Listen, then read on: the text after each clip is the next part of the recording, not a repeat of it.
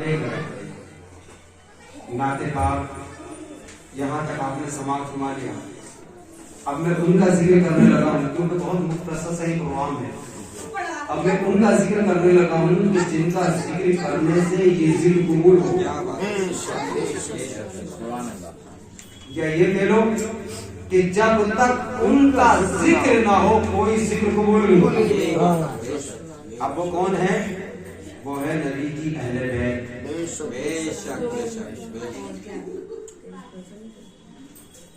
وہ کون ہے؟ نبی کی اہل بیت۔ اب میں آپ کو بتاؤں سورہ الشورى کی 23ویں آیت جس میں اللہ رب العزت ارشاد فرماتا ہے قل لا اسألکم علیہ اجرا الا المودۃ فی القربى۔ اب یہ آیت کب نازل ہوئی؟ یہ آیت جب نازل ہوئی کہ نبی کریم صلی اللہ علیہ وسلم تبلیغ اسلام کر رہے ہیں، لوگ ذوق در ذوق مسلمان ہو رہے ہیں۔ اس وجہ سے نبی کا کاروبار نہ کوئی تجارت کچھ نہیں ہو پا رہا۔ تو صحابہ کرام نے آپس میں بیٹھ کر ایک مشورہ کیا، کوئی اپنے گھر سے جو لے کر آیا، کوئی شہد لے کر آیا، کوئی کھجور لے کر کے آیا، کوئی کپڑا لے کر کے آیا، کوئی کچھ تمام تحفے لے کر کے آئے۔ رسول کی بارگاہ میں لا کر رکھے اور کہا یا رسول اللہ آپ کا کوئی کام کوئی تجارت تو ہو نہیں رہا، تو یا رسول اللہ ہم نے یہ آپ کے لیے تحفہ رکھا ہے، نذرانے لائے ہیں ہم کی طرف سے، ان تحفوں کو اپنی بارگاہ میں قبول کیجیے۔ ابھی اس سے پہلے کہ رسول اللہ کچھ کہیں، جبریل امین نے سورہ الشورى کی 23ویں آیت لے کر اور کہا کہ محبوب اللہ تبارک و تعالیٰ سب سے پہلے آپ کو سلام بھیجتا ہے۔ بعد میں پیام یہ ہے کہ میرے محبوب ان سے کہو قل لا اسألکم علیہ اجرا، کہ میں نے تم تک دین، رسالت، کلمہ، اللہ کی پوری شریعت تم تک پہنچا دی، مگر میں اس کے بدلے میں تم سے کوئی اجر نہیں چاہتا۔ الا المودۃ فی القربى، اگر مجھے کچھ دینا ہی چاہتے ہو تو مجھے میرے اہل بیت کی مودت دے۔ سبحان اللہ۔ اب یہ کہلوا کون رہا ہے؟ اللہ۔ آیت قائم ہے قرآن میں۔ تو اللہ کس سے محبت کروانا چاہتا ہے؟ اپنے نبی کی اہل بیت یعنی آپ سے۔ تو اہل بیت کی محبت کیا ہوگی فرض ہمارے لیے؟ فرض ہو گئی نہیں ہوگی؟ اہل بیت کی محبت کیا ہوگی؟ فرض ہو گئی۔ اب سنیے، بہت سے لوگ ترجمہ کرتے ہیں مودت کا محبت، مگر محبت نہیں بنے گا۔ محبت کو عربی میں کہا جاتا ہے حب۔ جس طرح سے قرآن میں پہلے ہی 2 آیتیں موجود ہیں محبت کے لیے، قد شغافھا حبا، یہ بھی محبت کی آیت ہے۔ اس میں بھی اللہ نے محبت کو عربی میں کیا کہا؟ حب۔ اور ایک آیت اور ہے یحبونہم کحب اللہ والذین آمنوا اشد حبا للہ، یہاں بھی محبت کو اللہ نے کیا کہا؟ حب۔ لیکن یہاں کیا لے کر آیا ہے؟ الا المودۃ فی القربى، مودت کرو۔ اللہ نے یہ نہیں کہا محبت کرو، کہا مودت کرو۔ اگر میں مودت سمجھانے بیٹھوں تو بڑا مختصر پروگرام ہے، یہ اسی میں نکل جائے گا، لیکن میں آپ کو بہت آسانی سے ایسا بتا دیتا ہوں جو آپ کے سیکنڈوں میں دماغ میں بیٹھ جائے گا۔ اب سنیے مودت کہتے کسے ہیں؟ مچھلی کو پانی سے محبت نہیں ہوتی، مچھلی کو پانی سے محبت نہیں ہوتی، بلکہ مچھلی کو پانی سے مودت ہوتی ہے، وہ اس کے بغیر زندہ نہیں رہ سکتی۔ تو اللہ محبت نہیں مودت کروانا چاہتا ہے کہ جس طرح مچھلی پانی کے بغیر نہیں رہ سکتی، جیسا سمجھ لو کہ پانی کی محبت کے بغیر نہیں رہ سکتی، تو تم میری اہل بیت کی محبت کے بغیر زندہ نہ رہو۔ بھائی آیت کا مطلب تو یہی ہوا نا، مودت کرو، مگر ہم اور آپ کیا کر رہے ہیں؟ کہیں مودت نظر آ رہی ہے؟ کہیں بھی نہیں یار۔ یہ تو محبت بھی نہ ہوئی۔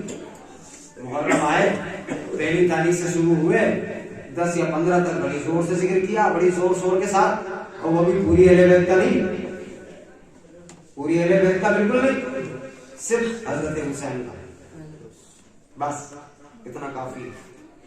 پورے مہینے چلا، میں پورا مہینہ لگا لے رہی ہوں، تو پھر 11 مہینے سال کی کدھر ہے؟ یہ محبت بھی نہ بنی، یہ کیا بنی؟ یہ کیا بھی نہیں بنی؟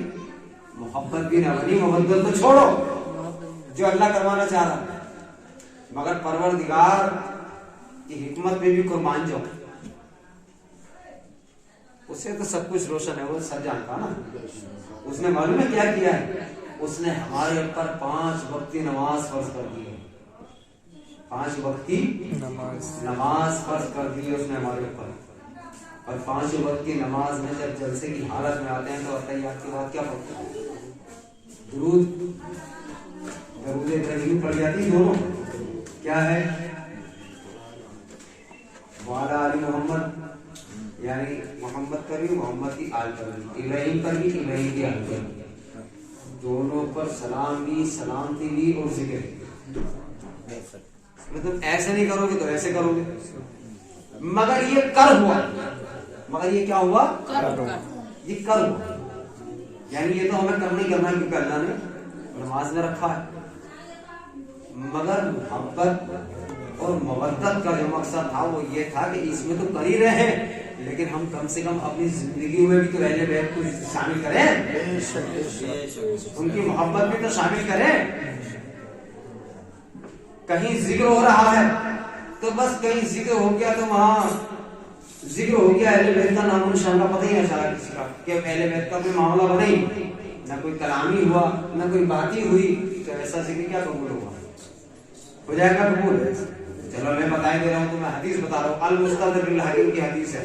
نبی کریم صلی اللہ علیہ وسلم ارشاد فرماتے ہیں کہ کوئی شخص پوری زندگی کعبے اور مقام ابراہیم کے بیچ بیٹھ کر عبادت کرتا ہے، پوری زندگی عبادت، روزے رکھتا رہے، زکات، حج، سب کچھ کرتا رہے، اور اس حال میں مر جائے کہ اہل بیت کا ہلکا سا بھی بغض اس کے دل میں تھا، تو پروردگار ساری عبادتیں لپیٹ کر منہ پہ مار دے گا اور جہنم میں ڈال دے گا۔ یہی بات ہے۔ تو اب مجھے بتاؤ، یہ عبادت، ریاضت، نماز کچھ کام آئی؟ کچھ بھی کام نہیں ہے بنا اہل بیت کی محبت کے۔ چلو صدیق اکبر رضی اللہ تعالیٰ عنہ کا فرمان سنا دوں۔ صدیق اکبر رضی اللہ تعالیٰ عنہ کہتے ہیں کہ اگر نبی کی محبت چاہتے ہو تو پہلے اہل بیت سے محبت کرو۔ نبی کریم صلی اللہ تعالیٰ علیہ وسلم کا فرمان کہ میں علی سے ہوں اور علی مجھ سے، میں حسین سے ہوں اور حسین مجھ سے، میں حسن سے ہوں اور حسن مجھ سے، میں فاطمہ سے ہوں اور فاطمہ مجھ سے۔ اور کیا لوگے پھر؟ اب ایک جگہ تھوڑی دکھایا، کئی جگہ پر دکھایا ہے نبی نے اپنی آل کو، امت کو کہاں کہاں نہیں دکھایا؟ نماز میں اپنی پشت پر بٹھا کے دکھایا، سجدہ طویل کر کے دکھایا کہ یہ ہے میری اہل بیت کی شان۔ خطبہ پڑھنا ہے، خطبہ ایک ایسی چیز ہے کہ خطبہ اگر پڑھ رہے ہو تو خطبے کے لیے ارشاد یہ ہے کہ خطبہ پڑھا اور سنا اس انداز میں جائے جیسے سر پہ کوئی پرندہ بیٹھا ہے نا، کوئی ہلچل بھی نہ ہونی چاہیے، خاموش سے بیٹھا انسان، اس حال میں خطبے کا حکم ہے۔ لیکن خود نبی خطبہ پڑھ رہے ہیں، خطبہ پڑھتے پڑھتے حضرت حسین اور حسن کی طرف نظر ڈالی تو وہاں سے تشریف لا رہے ہیں حضرت حسین، بچپنے کا عالم ہے، کیا ہے؟ حضرت حسین کا فیس سلپ ہوتا ہے، وہ زمین پر آتے ہیں۔ نبی نے خطبہ چھوڑا اور دوڑ کر گئے اور دونوں کو گود میں اٹھا کر لائے، بٹھایا، پیار کیا اور خود بھی بیٹھ گئے۔ جو جمعے میں بیٹھا جاتا نا کوئی اور وجہ نہیں ہے،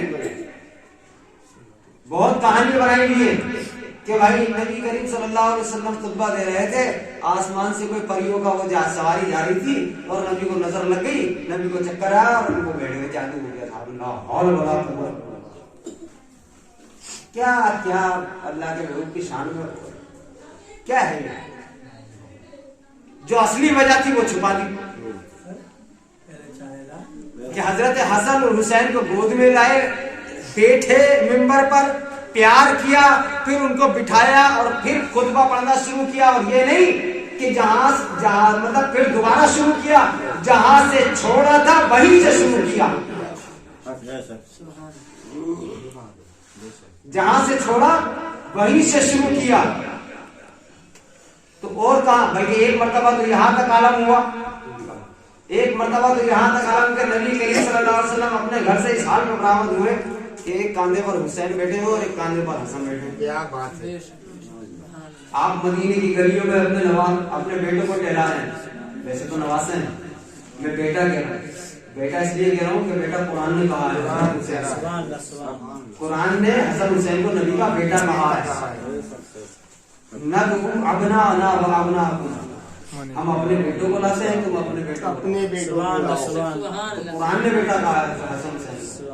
اپنے بیٹوں کو لے کر مدینے کی گلیوں میں ٹہل رہے ہیں. اب جو بھی آپ کو دیکھتا ہے وہ بھی آپ کے پیچھے پیچھے ایک جلوس کی شکل سی بن گئی. اب صدیق اکبر بھی شامل ہو گئے, حضرت عمر بھی شامل ہو گئے. حضرت عمر نے حضرت حسین کی طرف مسکرا کر دیکھا اور کہا, حضرت حسین سے معلوم ہے کیا کہتے ہیں, نعم المرکب رکبت یا غلام, کتنی پیاری سواری پر سوار ہے غلام. یہ کس سے رہے؟ حسین سے. اور تعریف کس کی ہو رہی ہے؟ سواری کی, کیونکہ سواری نبی بنے ہیں نا. نعم الرکبت یا غلام, کہ اے غلام, حضرت حسین سے کہہ رہے اے غلام کتنی پیاری سواری پر سوار ہے.